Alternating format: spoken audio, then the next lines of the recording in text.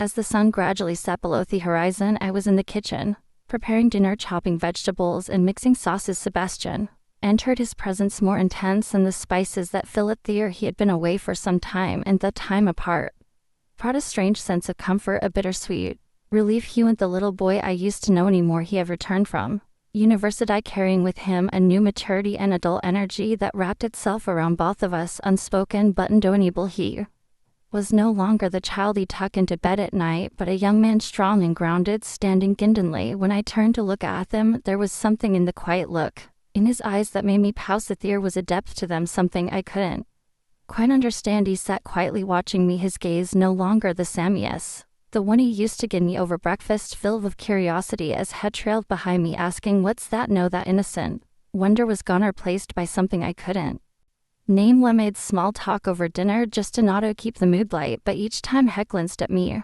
I felt as though his eyes were seeing straight through to my thoughts, sensing a strange barrier between us. That barrier held something neither of us could voice. After dinner, he suggested we watch an old movie we used to love when he was younger. I agreed, and as we sat close in the dim light, I couldn't help but notice not how much he had changed, how much he had grown. Deep down, I felt torn between mother and me and something else I wasn't willing to admit. At one point, his shin brushed against mine as he placed it on the edge of the couch. It was a simple touch, innocent enough, but something inside me stirred, and I couldn't explain why. I pulled my hand away, feeling the tremor, and my fingers quickly looking away, ashamed of what that small moment had caused me to feel. Should it feel this way? I couldn't feel this way. My thoughts seemed to drag me down. I made an excuse about being tired and headed to bed, hoping a night's sleep would help clear my mind. The next morning, I tried to shake off the strange, unsettled feeling, distracting myself by making coffee. Sebastian entered the room, his gaze fixed on me, the same intense look from the night before.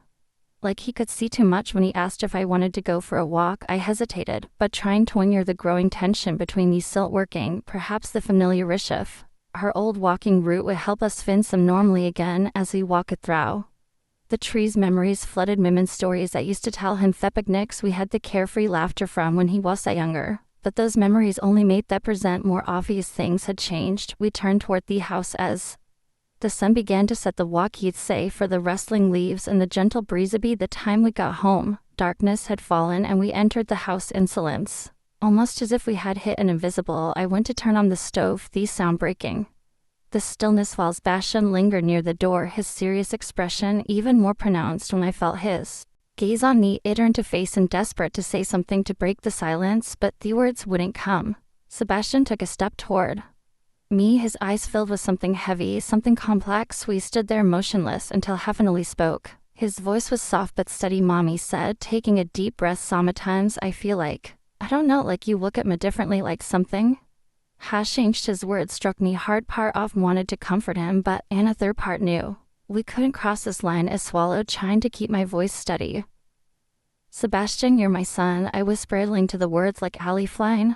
Even though something inside me felt like it was breaking. He looked down for a moment, then back up at me, his gaze unwavering. "I know," he said quietly, "but sometimes there are things I feel that I can't shake, no matter how hard I try," and just saying it out loud feels strange. I could hear the weight of his struggle, the tension in his voice, as though he were speaking just as much to himself as he was to me. I wanted to reach out to tell him everything will be all right, to hold him like I used to. You, I knew we couldn't go back. I had to protect him from this, from both of us. So I met his gaze, my tone firm but control. "Sebastian," I said, "we can't be anything else. You know that, don't you?"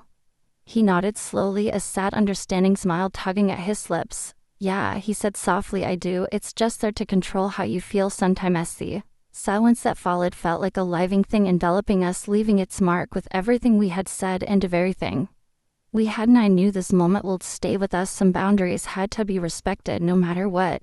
Our hearts felt as the night deepened and the silence wrapped around us. I realized that some things are best left as quiet memories. When I finally went to bed, a rush of excitement stirred within me, and he couldn't shake it. I lay down, trying to close my eyes, but my mind was racing. Sebastian's gaze, the way he stood so close, the warmth he exuded, it all replayed in my head. My heart was pounding, and I couldn't quite understand what I was feeling. As a mother, it shouldn't feel this way, but each moment I thought of him, it became harder to suppress these feelings. Was it love, just a mother affection, or was there something more? I didn't want to admit it, honestly. I was frightened by how much I was questioning myself. My mind was in turmoil. I knew I needed to push these feelings aside and return to that clear, simple love I was familiar with, but alone in the silence of the night these tangled emotions kept creeping. Appy didn't know how I would feel in them running. I had to find the strength to stay firm, to maintain things as they shall be. But a part of me wondered, what if I just let myself feel? Would that be so wrong?